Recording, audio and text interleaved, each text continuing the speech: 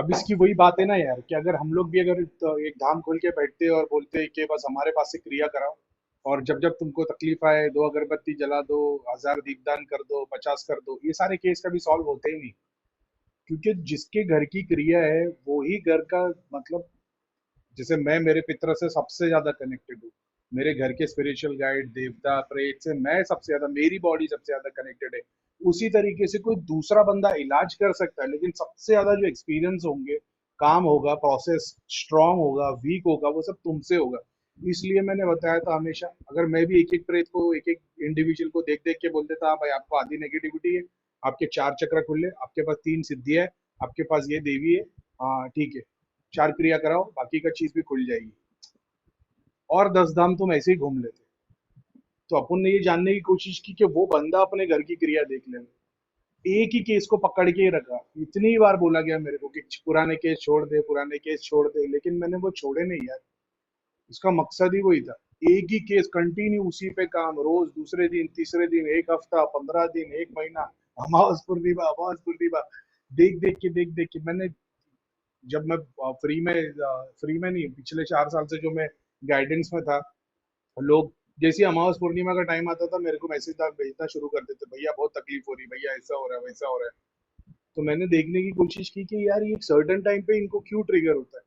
उसके बाद में अपन ने थोड़ा ऊपर नीचे किया तो फिर समझ में आया कि भाई ये मून कैलेंडर का बहुत बड़ा गेम है। तो वो मून की वजह से नहीं हो रहा है, बस वो तुम्हारा टाइम वही है, ऐसा है। अभी जितना था मैंने बताया, मैंने हमेशा से यही बोला है कि अपने एक ही केस, अभी एग्जाम्पल के तौर पे कोई बैठिया है, ठीक है, करीम भाई की त्रिलोक नगरी की शक्ति हमारे घर से नेगेटिविटी लेके जाए, वो अगले 10 साल तक यही प्रे करता रहेगा, उसको सॉल्यूशन मिलेगा नहीं। सॉल्यूशन कब मिलेगा, जब तुमको सारी चीजों का एक्सेस दिया जाए, तुम खुद बैठो अपने घर का केस लेके। मैंने ये नहीं बोला पूरा परिवार इसमें इन्वॉल्व हो जाए, मैंने बोला हर घर से मेरे को एक ही बंदा चाहिए। समझ रहे हो, वो एक बंदा, क्योंकि पूरा घर नहीं कर पाएगा, लेकिन कोई एक बंदा फुल्ली डेडिकेटेड हो जाएगा ना भाई, वो दुनिया जीत ले। तो मैंने इसी के लिए बताया था कि भाई एक ही केस पे कंटिन्यू काम करते रहो। तुम बोल दोगे त्रिलोक नगरी चले आए, मोक्षधाम चले आए, 70% चीजें चली आएगी, 30% रह जाएगी। 30% के लिए फिर जाप करो, हवन करो, उसके ऊपर कंटिन्यू स्टडी करो कि क्या हो रहा है क्या नहीं हो रहा है। इसके लिए ये भी जरूरी नहीं तुमको क्या दिख रहा है, तुम बोले करीम भाई नहीं मैं अपने घर वालों के लिए जाप कर रहा हूँ, ध्यान कर रहा हूँ, कितने अभी तक तो तुमको पता लग गया, कितने सालों घर पे ही अपने सब सिद्धि शक्ति और सब शॉपिंग सेंटर बना के रखे मंदिर के नाम पे, घर का सबसे गंदा एरिया मंदिर है, वहीं पे सारे प्रेत जमाए वगैरह वगैरह, इनके जाप उन्हीं को लगते जा रहे।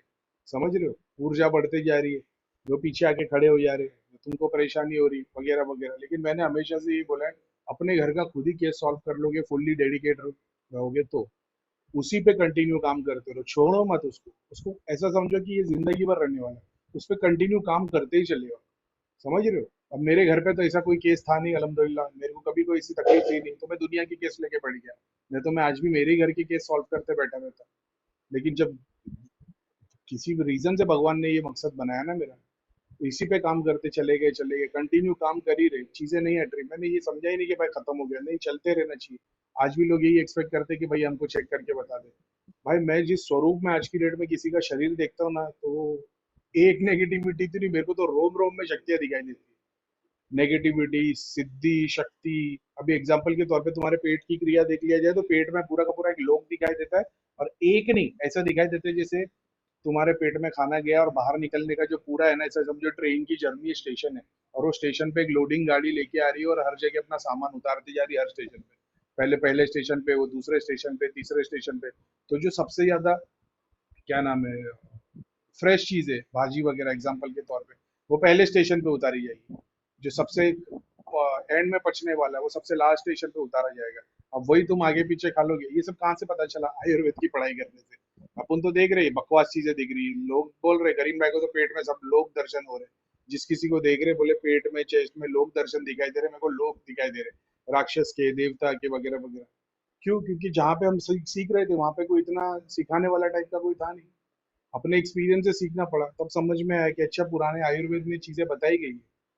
मतलब एकदम से वो सारा कंफ्यूजन और कॉन्ट्राडिक्शन हट गया, क्योंकि क्लैरिटी मिल गई कि अच्छा ये ऑलरेडी आयुर्वेद में बताया गया है कि यहाँ से ऐसा पूरे पूरे, और जितने स्टेशन है उतने तुम्हारी बॉडी पार्ट से कनेक्टेड है। तुम्हारी अतड़ियों में जैसे जैसे वो खाना आगे बढ़ेगा, वैसे वैसे तुम्हारी बॉडी से कोई आंखें, कहीं कान, कहीं मसल्स, कहीं बोन मैरो, हर चीज से कनेक्टेड है ऐसा है। तो खाना जहां जहां से मूव होता है उतनी बॉडी के ऊपर क्या बोलते हैं, बॉडी के उस पार्ट पे इफेक्ट होता है। ये सब कहाँ से सीख पाए भाई? ये सब इसी वजह से सीख पाए क्योंकि कंटिन्यू काम किए जा रहे थे। तो मेरा सिर्फ इतना ही बोलना है, अपने घर की भी क्रिया देख के आप आपको कंटिन्यू काम कर देगा। कंटिन्यू काम करते जाओगे, केस को छोड़ोगे नहीं, उसी पे काम। ये मत सोचना भाई आज किन्नर आ गया, कल कोई देवी आ गए, परसों चार पितरा आ गए, मेरा खाली हो गया। नहीं, कंटिन्यू काम करते ही रहना, करते ही रहना। तो फिर बाद में ऐसा हो गया कि पहले 3 बार जो वो झूठ बोल के गए ना, चौथी बार में रियलिटी आ जाएगी क्योंकि तुम्हारे पास वो शक्ति है जो उनके पास नहीं है। तुम जाप कर सकते हो कॉन्शियस माइंड से, वो एक सबकॉन्शियस माइंड की तरह, जैसे सपने की तरह है। उनको पता ही नहीं वो क्या कर रहे हैं बहुत बार। जैसे तुम सपने में देख रहे हो, तुम होटल में जा रहे हो, खाना खा रहे हो, इधर जा रहे हो, उधर जा रहे हो, तुम्हारे को कॉन्शियस नॉलेज नहीं है कि तुम रियल में कर रहे हो क्या नहीं। उसी तरह वो लोग हैं। एक सिस्टम में उनकी आंख खुली, उनको दिखा एक बॉडी है, वो चाटने लग जाते, काटने लग जाते, सब करने लग जाते। समझ रहे हो? ऐसी बहुत सारी चीजें हैं। उसको छोड़ना ही नहीं क्योंकि वही चीज में तुम जीतोगे।